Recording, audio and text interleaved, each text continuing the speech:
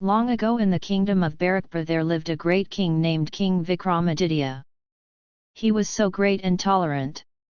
He loved his people and was willing to give up his life for his people. His people were so prosperous. Not one slept without food in his kingdom. All the people revered their king. The people were so loyal to their king that they would never commit anything wrong just not to hurt their king. This was the love of the people of Barakpur had for their king. Once, there was a young man came from other kingdom who was dying of a disease. He reached somehow the Barakpur and the people brought him to the king, and the king was filled with compassion and made his best physician to administer to him. The man recovered from the illness and wanted to serve in the shadow of the king Vikram. The king agreed and accepted his servitude for the favor he showed unto the man. He worked under the king and served him as his butler as the king loved him and favored him. There were recruitments in the palace every year. The butler now began to be rebellious as he was influenced by other men who did not wholeheartedly serve the king. They doubted the goodness of the king. So, they began to speak ill about the king. The butler at first did not hear the accusation and condemned it. But the constant hearing of the accusation turned his mind and allowed his heart to be corrupt. The butler began to be greedy and did not watch his duty carefully. King Vikram noticed it but remained silent until there was a major mistake committed by him.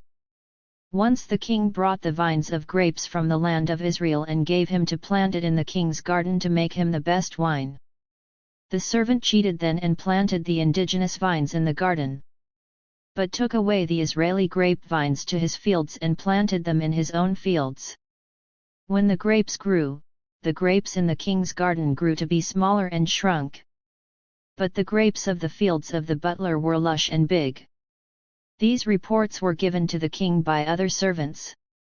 The king secretly noticed the behavior and increasing greed of the butler. The king asked the butler to bring him the juice of the grapes he asked to plant in his garden. The butler brought the cup of grape juice unto the king and he immediately came to know the taste of the juice. He ignored the mistake the butler had made and the butler was happy that he fooled the king. The king entrusted the butler saying that he may serve him the 4 years aged wine from the winery in the next days to come. The butler began to serve the king the wine, and later the servants of the king provoked the butler to sell the wine and give unto the king any wine that is in the winery. He agreed at once as he remembered fooling the king with the grape juice. So, he began to serve the king the random wine. The king noticed the difference and did not say a word. The butler thought he fooled the king again. The king remained silent and was investigating what happened behind the scenes. The king knew that the butler was influenced by the servants in the palace.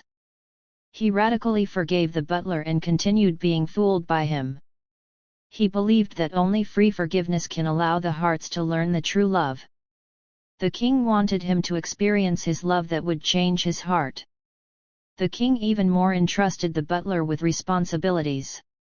He made him in charge of even more duties. He was the keeper of keys of the king's palace. The butler was happy and now thought that he even more steal from the king's palace. Now he was even more influenced by the servants. He began to steal gold coins little by little. The king knew that he would steal the things from the palace. One day he decided to hide in the treasury and catch him red-handed. When the butler came at night and began to steal a big lump this time, the king was astounded to see him, and when he was about to leave, king appeared before him and he began to tremble in his boots. The king saw him with a strange look and the butler was guilty. But to his surprise, the king freely forgave and said that he can take the pot of gold coins to his house.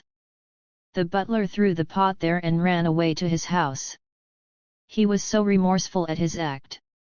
He cried through the whole night and felt the love of the king. As the king knew his filth, yet he loved him and freely forgave him. He kept himself locked in his house for 7 days and spoke to none. He felt the great love of the king and began to realize that it was his deliberate act to forgive him every time he committed a folly. The king was never fooled by him. He began to be even more remorse when he thought that the king was foolish. On the 8th day the king himself came to see him. When he saw the king, the man fell at his feet and said that he is not worthy of his love because he failed the king. King Vikram lifted him up and put him in his arms. He gave him a bear hug and he melted in his arms. He began to ask his forgiveness and the king said, "Have not I forgiven you?" He said, "Yes, my lord." Now he returned to the kingdom and gave the king the cup of the best wine and refined grape juice from his own field. He repaid all that he has taken from the king's treasury. The king reinstated him and gave him the duty to correct those servants who led to rebellion. The butler showed them until they change. One day the butler said unto the king Vikram that every day his mercies are new and his mercies may be the one to reign without ceasing.